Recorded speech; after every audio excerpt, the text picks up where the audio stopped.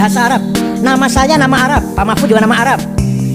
Tapi budaya kita jauh lebih mulia daripada budaya orang Arab.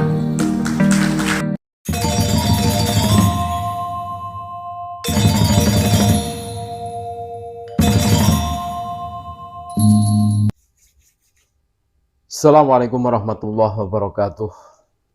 Saudara-saudaraku sebangsa setanah air yang kami cintai, yang kami muliakan, yang kami banggakan, dimanapun Anda berada, berjumpa kembali dengan kami channel Bejo Donya Akhirat. Sak bejo-bejane wong kang lali, isih luwih bejo wong kang eling lan waspada dan tetap NKRI harga mati.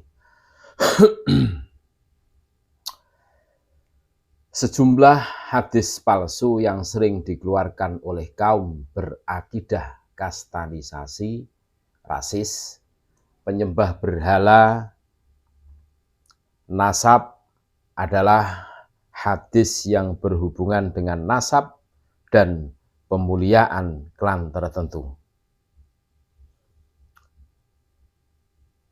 Hadis yang berhubungan serta menarasikan dengan kemuliaan nasab dirinya, semuanya adalah palsu. Hadis-hadis palsu tersebut digunakan hanya untuk membela dan mendukung kemuliaan nasab kaum yang berakidah kastanisasi, rasis, penyembah berhala nasab.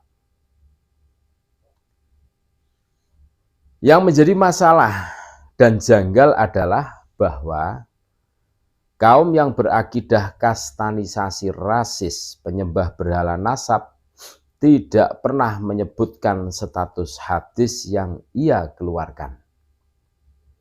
Mari kita membandingkan penggunaan hadis dhaif oleh penceramah dari ulama, kiai maupun ustadz yang memiliki kredibilitas.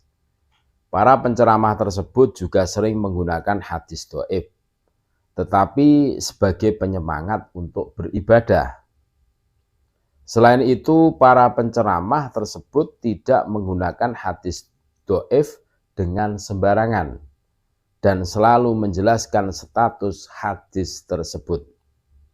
Bahwa menyebutkan status suatu hadis sangat penting karena berkaitan dengan agama.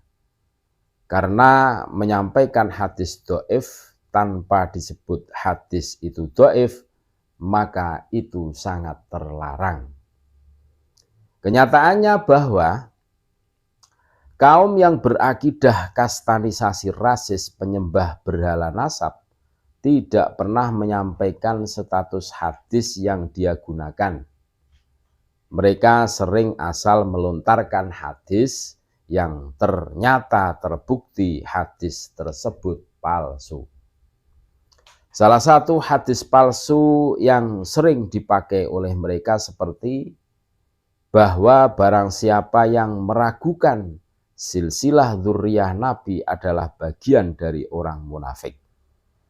Hadis ini dikatakan palsu karena hanya diriwayatkan oleh satu orang dan dalam jangka waktu yang terputus-putus serta sangat aneh konteksnya. Dengan demikian, secara sanad tidak bisa diterima sebagai hadis, apalagi secara konteks.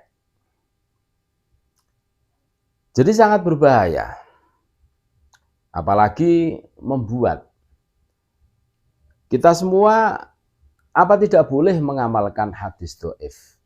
Boleh. Di dalam kitab-kitab diterangkan bahwa mengamalkan hadis dhaif itu boleh untuk fadhailul a'mal, untuk penyemangat beramal kita. Tapi kalau untuk doktrin-doktrin tertentu, untuk syariat-syariat agama yang berhubungan dengan syariat Islam, itu ya tidak boleh. Makanya sangat berbahaya membuat dan menyebarkan hadis palsu.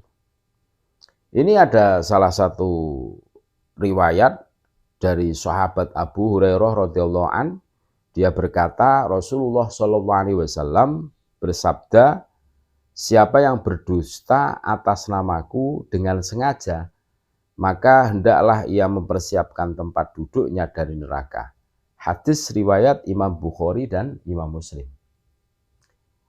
Jadi jelas. Makanya kita harus betul-betul jeli hari ini. Jangan sampai doktrin-doktrin halu yang hanya berlandaskan katanya si A, katanya si B, nah, terus hadisnya tidak disebutkan sahih apa dhaif. Nah, itu yang harus kita antisipasi. Dan mereka itu selama ini untuk melegitimit supaya orang itu all out dalam mencintai Habib, yang mana Habib itu dzurriyyah Rasul. Wah, ngeri-ngeri sedap. Ya seperti contoh, satu orang Habib bodoh itu lebih utama, lebih baik dibandingkan 70 kiai yang alim, kan begitu toh. Padahal di kitab Bidayatul Hidayah itu tidak seperti itu.